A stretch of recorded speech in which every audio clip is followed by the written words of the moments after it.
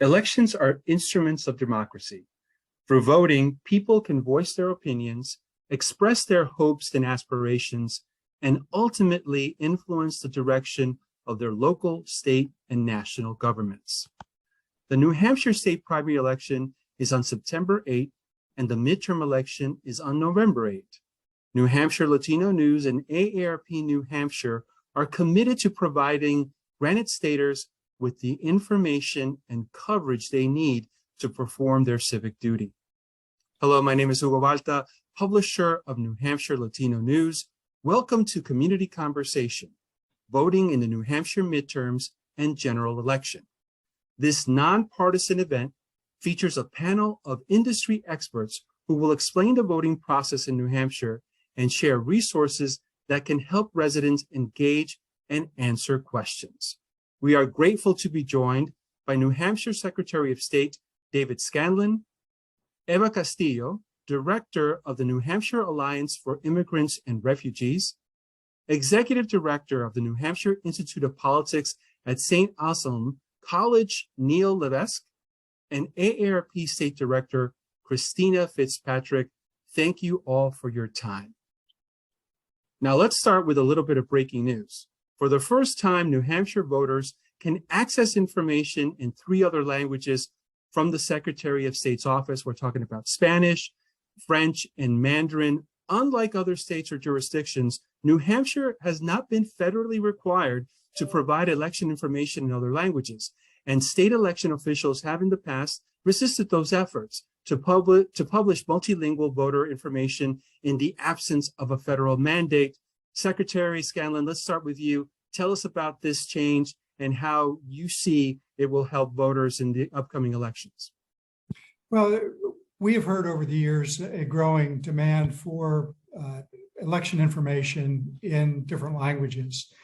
And so we thought that we would start with the 3 languages that are the most commonly spoken, at least according to the census information that we saw. And we decided to simply translate the instructions to voters that we have, documents related to how to register to vote, how to request an absentee ballot, how to mark your ballot once you receive it. And we've asked our local election officials to make those documents available at all of the polling places around the state if there is a need for it. And so that's one step that we've taken, among others, for this election to hopefully make voting easier for individuals that may be a little intimidated or find the process challenging for them, even though I believe the state has done everything that we can do to make voting an easy process, and people should go to the polls understanding that we encourage everybody that's qualified to vote in New Hampshire and to exercise their right to speak out on the ballot. Eva, we know that one of the barriers that Hispanic Latinos have to voting is language. And I know you've been very instrumental in the years in translating some of the information that has been provided to voters. You've been very instrumental in getting this resource to the community. Tell us a little bit about how this new resource is going to help the community and others, because it'll be in French and Mandarin, to participate in the upcoming elections. Well, I could not be happier with the news. Although I heard it a couple of weeks ago that it might happen, I said, I'm not going to believe it until I can click and see it with my own 2 eyes. And I have to again say thank you, Secretary Scanlon. It really makes a big difference. But for me, it's going to make my job so much easier than having to scan through 10 different places and put together something. It's going to make this allows for a unified place to get the information, and people can access the information without the need for an ambassador. I work really hard for immigrant integration in New Hampshire, and it is disempowering to always have to use someone as an interpreter, an ambassador, or a go-getter to find something that should be so simple to find. So this is going to be really empowering to people. And I agree with the secretary, the process of voting in New Hampshire is really easy. And people, for the most part, are not really complicated, but we have to do everything that we can do. And, it's something as simple with all the technology that we have available. I don't think it was anything, too troublesome to have it done. It just shows, like I said before, when there's a will, there is a way. And I could not be happier. Secretary Scanlon, let's talk a little bit about the essentials. What's at the top of the list of what Granite State voters need to know in the primary and in the midterm elections? Well, the first thing is that a voter has to register to vote. And the 4 requirements are being 18 years of age, you have to prove your identity, you have to prove your citizenship, and you have to prove your domicile, or where you live, your residence. And there is certain documentation that clearly illustrates that. It could be a driver's license, it could be a birth certificate for citizenship, it could be a passport, it could be a utility bill or a tax bill to establish domicile. But even if a voter does not have any of those items, they can sign an affidavit at the polling place swearing under the penalties of voter fraud that the information that they're providing is true. And that will be accepted at face value by the supervisors of the checklist and the town clerk. And so a voter can register to vote, and then if it's on election day, they can proceed to cast their ballot at the same time. There will be a follow-up after the fact where if a voter either registers to vote or obtains their ballot by using an affidavit, there will be a verification letter sent to them in the mail after the election, just saying that this event occurred at the election and we want to verify that it was in fact you that did it. So it really is an easy process. We would encourage voters not to wait until the day of the election to register, but go to your town clerk's office and fill out your paperwork ahead of time. It's easy. They're there to assist you so you can get some help if you need it. And that way, once you're already registered, you can show up at the polls on the day of the election, get your ballot, and cast your votes and leave. It's that simple. Mr. Levesque, we know you are involved with all aspects of the election and voting process. Can you talk a little bit about the importance of Granite Staters exercising their right to vote? Well, this is very important, obviously. And to be a citizen, this is really your voice. This is your chance to say what you really want to direct your elected officials to do, or who they are, and how you feel about certain issues. And so this is your chance to do that.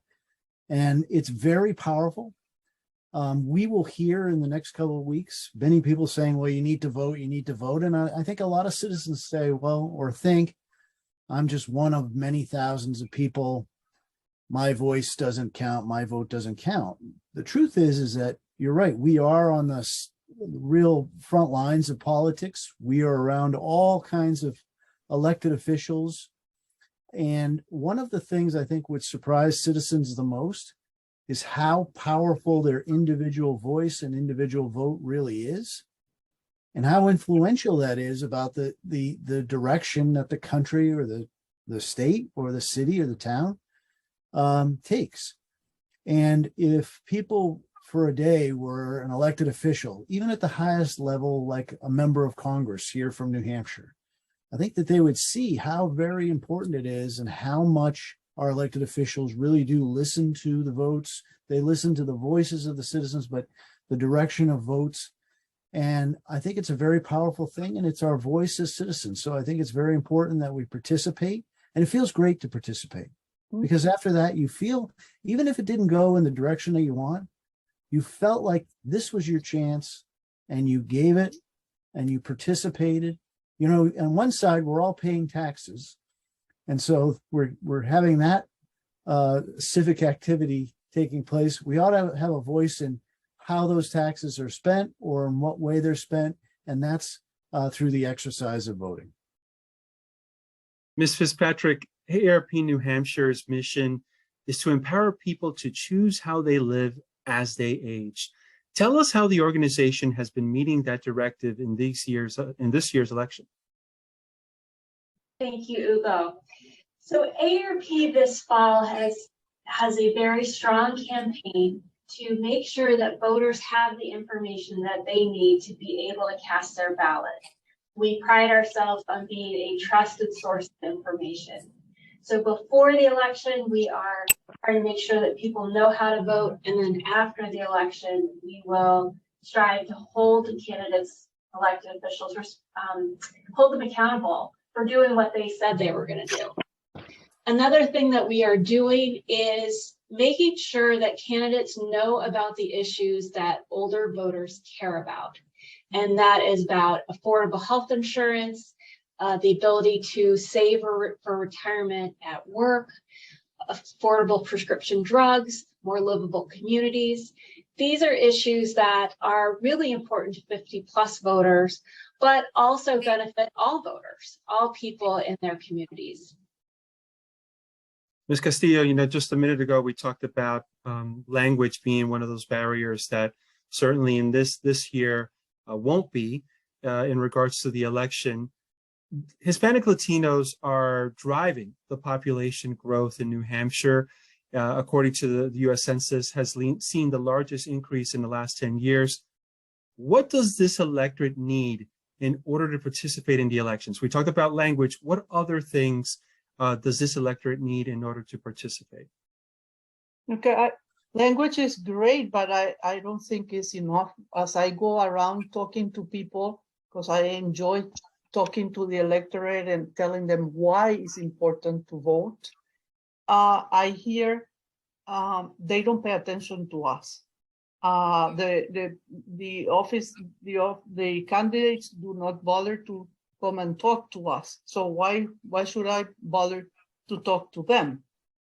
And so if they don't reach out to the Latinos and the immigrants in general, they cannot expect us to be to feel like that we're going to be listened to, that is even worth voting. But I agree with Neil. New Hampshire is privileged in the fact that we have access to every single official here, let alone the primaries. But in every single official, you do not need to be anybody special. You can talk to your senators, you can talk to your U.S. senators, to your Congress people. And I travel a lot as part of my job, and I see that most of the people in other states have never even had the chance to talk to their senator, or even, come to their minds that they could even talk to them. And for us, it's an everyday occurrence. It's not a big deal. We see them in the airports, we see them all over the place. We make appointments with them, and you don't need to be anybody important with 10 letters after your name to be listened to. So it really does make a difference, but it'd be good to reach out to just the average person that is just busy working and making ends meet, and to tell them, you're okay, you matter, what you think matters to us, and to just give a little bit more, even when it's not election season. Secretary Scanlon, some states hold separate Democrat and Republican primary elections on separate days. New Hampshire runs both primaries at the same time and on the same day. What are the benefits and disadvantages of that practice? Well, there's a difference among the states in who actually conducts the elections. Some states still have caucuses as part of their nominating process, but we have to remember that a primary is actually 2 elections being held. It's an election to pick the nominees of the Republican Party, and it's an election to pick the nominees of the Democratic Party. And in some states where the parties actually control their nominating process, their elections, sometimes they hold those events on different dates. But in a state like New Hampshire, where state law requires the state to conduct the elections, we hold both parties' primaries on the same day for efficiency and cost savings and just the overall management of the election process. So the state is responsible for printing the ballots. The ballots, once they're printed, get sent to the cities and towns who actually oversee and run the polling places. The election officials that conduct an election are locally elected individuals. So they're the neighbors of the voters that are going to participate in the election. And that's also somewhat unique to New Hampshire and New England, where you usually know at least one of your poll workers when you walk into the polling place and participate in the election. So I'm a big fan of our primary process. I think it's advantageous to hold both primary elections on the same day. And I can't think of a benefit to doing it any differently than we already are. Hugo, can I add to that? Please. So there's also two other things. I think that conducting the election on the same day cuts down on the confusion that already surrounds sometimes elections, and particularly for first-time voters. They wouldn't know, what day do I go? If it's all on one day, it's much simpler. The other thing is there's a certain amount of privacy. And so maybe you don't want everyone to know in town that you're of this party or the other party. Now, of course, they can look you up on the rolls, but I think if you're going on the same day, you really don't know if someone's registered one way or the other. You just see them walk into the polling spot. And there's a lot of privacy to that for the individual voter, and I think it's advantageous for that. New Hampshire is a semi-closed primary state. Can you tell us what does that mean? Actually, New Hampshire is not a closed primary state. It's an open primary state. Both parties conduct. There's a primary for each party, but independents or undeclared voters are allowed to participate in those primaries as well. And an undeclared voter can go to the polls. They can declare a party when they go to the check-in table, receive the ballot for that party, and cast their votes on that ballot. And then as they leave the polling place, they have an opportunity to return back to undeclared status. The parties in New Hampshire can decide who participates in their primary election. So either of the major parties could say that we just want members of our party to participate in this election. And if you're an undeclared voter, tough luck. Same would be true of the other party. So a closed primary would mean that you can only vote in the party that you are registered in. An open primary extends that the voters that can participate beyond just the party. In New Hampshire, it is undeclareds, but they could also include members of the other party as well if they wanted to. This next question is for everyone, beginning with you, Ms. FitzPatrick. New Hampshire is one of the few states across the country that has a very high voter registration rate, over 70%. While New Hampshire saw a record turnout in 2022, more than 73% of New Hampshire's voting age population cast their ballots. Historically, turnout for state and primary midterm elections are very low. How do you think the current state of the country and in New Hampshire will affect voter turnout this year?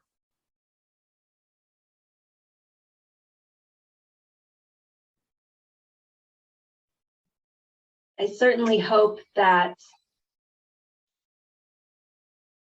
I hope that voters are more engaged than they ever have been and more motivated to turn out to the polls.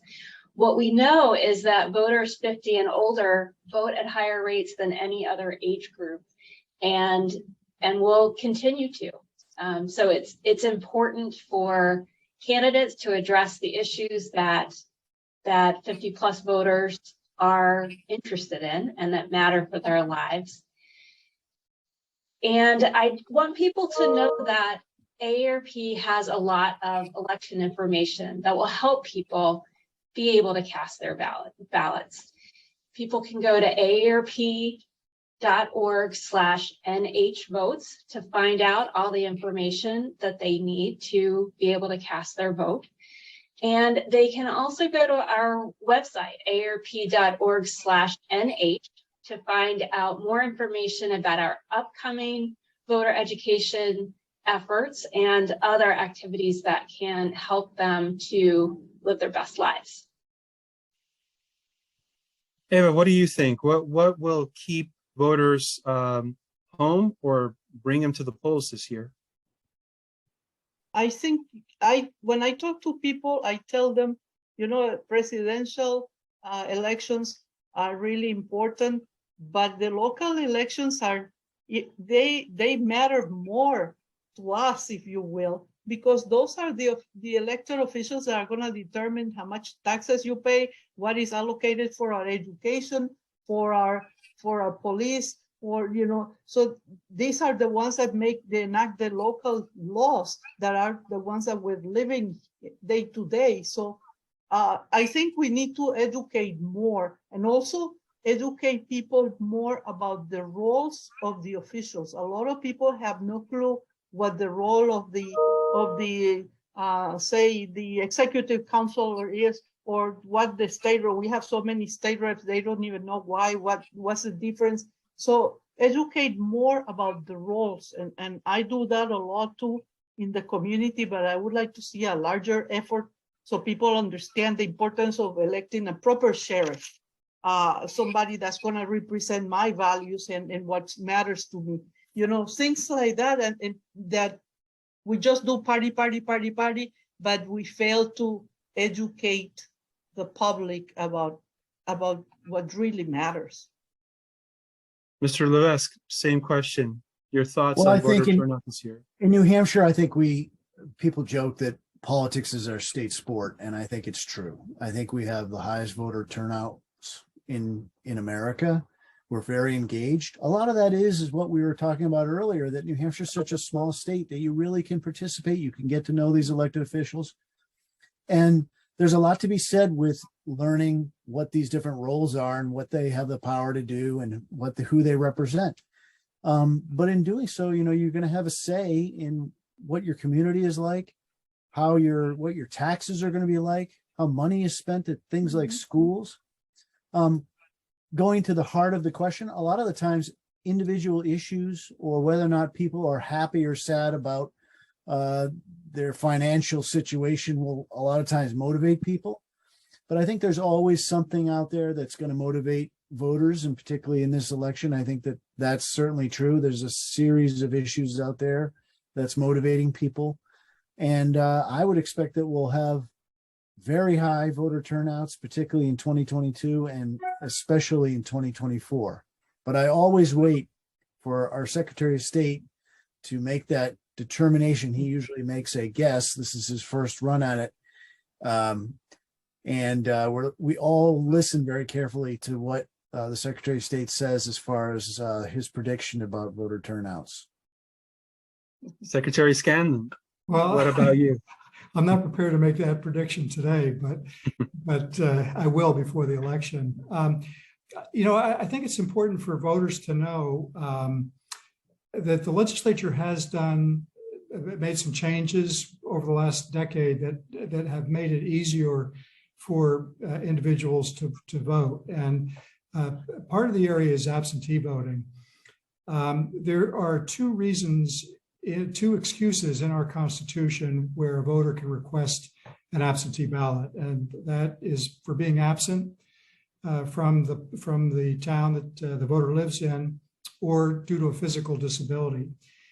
The legislature has further defined absence to include a voter who is working at their job during the entire time the polls are open, including commuting time. So if a voter has a job that they can't leave, that's a reason to request an absentee ballot. There is just trying to think, there was another reason associated with that, which is unfortunately slipping my mind at the moment, but it will come back to me. The other thing that we've done in the Secretary of State's office, along with including additional languages on our website and providing information, is to make our website ADA compliant. So a voter who has a print disability, a blind voter, can get on the website and go to any page, any document, any photograph, and be able to hear what it is that they're looking at, or have a document read to them.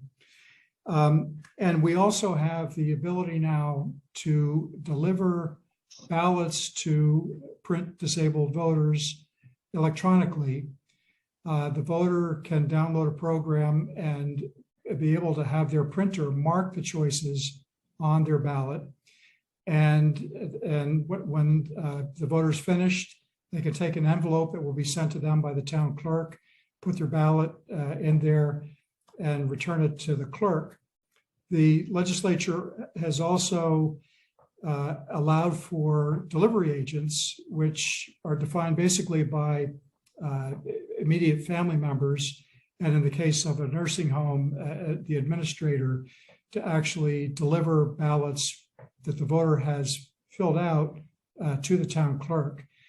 And so there are opportunities that are being created for individuals that might otherwise have a difficult time getting to the polls, or even accessing the material that they need to be able to vote.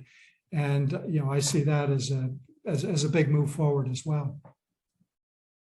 Secretary, New Hampshire doesn't offer formal early in-person voting. In many states, that has been a barrier for many people to vote, especially marginalized communities like Hispanic Latinos, whose work did not provide the flexibility to vote at the allowed date and time. Should the state make that change? Well, if a voter knows that they are going to be working when the polls are open, or if a voter has a disability and it's not convenient to get to the polls on the day of the election, they can actually go to the town clerk's office, fill out an application for an absentee ballot, receive the ballot, fill it out, and hand it back in on the spot. So in effect, that would be a form of early voting. The problem with doing it the way other states do is that it would require the administration of the election process at the local level to be set up for a period of time before the election. And there are logistical issues and costs that are associated with that.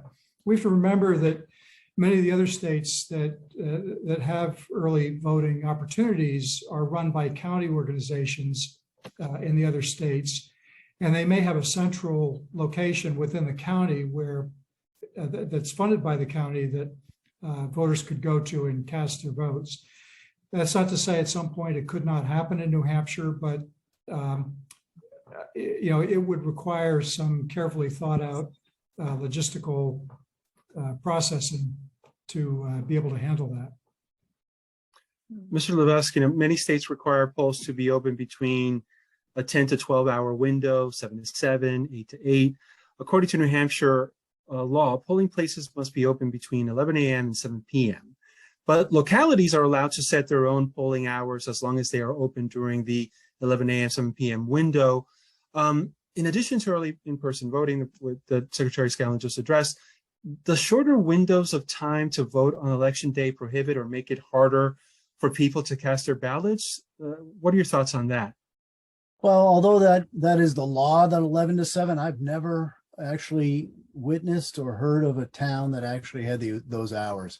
I think most towns have the 12-hour period, at least maybe 10 to 12-hour period.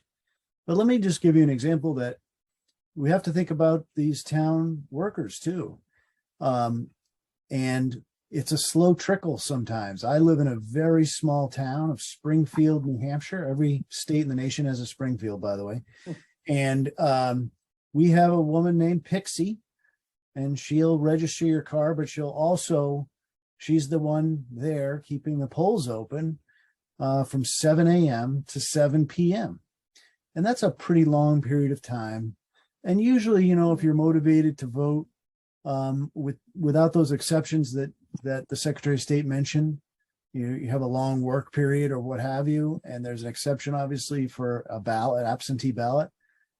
you're generally, that's a long time for the polls to be open. And I think the accessibility thing, it's usually not accessibility to the polling spot.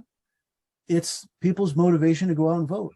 Because as we said earlier, people believe that elected officials are not listening to them, or that, that there's a perception that, they're frankly a bunch of, crooks, that they're not in this for the right reasons. One thing I've learned from 35 years of being around elected officials from both parties, from presidents all the way down to Pixie, the town clerk, is that they are honorable people generally. They believe in our country. They're patriotic, and they believe they're doing the best they possibly can for us in most cases. Now, there's always a few bad apples, and we know about them because we read about them every once in a while. But generally, the people who are working at it are working very hard.